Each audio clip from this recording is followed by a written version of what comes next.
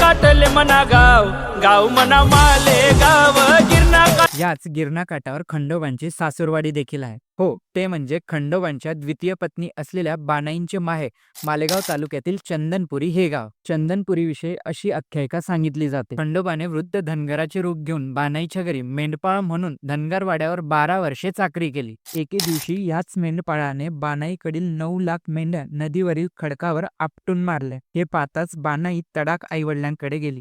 त्यानंतर बानाईच्या वडिलांनी खंडोबाला विचारले की तू असे का केले. त्यावेळी खंडोबाने सांगितले की मी या सगळ्या मेंढ्या जिवंत करतो, फक्त माझे लग्न बानाई सोबत लावून द्या. यावर बानाईच्या वडिलांनी सांगितले की मेंढ्या पुन्हा जिवंत करून दाखवल्या तरच मी माझी मुलगी तुला देईन. त्यावर खंडोबाने सर्व मेंढ्यांवर भंडारा टाकला आणि सगळ्या मेंढ्या जिवंत झाल्या.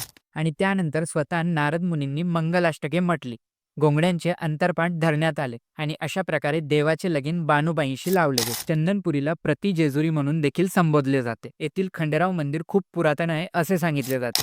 या मंदिराचा जीर्णोद्धार पुण्यश्लोक अहिल्याबाई होळकर यांनी केला होता. चंदनपुरी गावाच्या पश्चिमेस एका उंच वट्यावर बानाईंचे छोटेसे मंदिर आहे.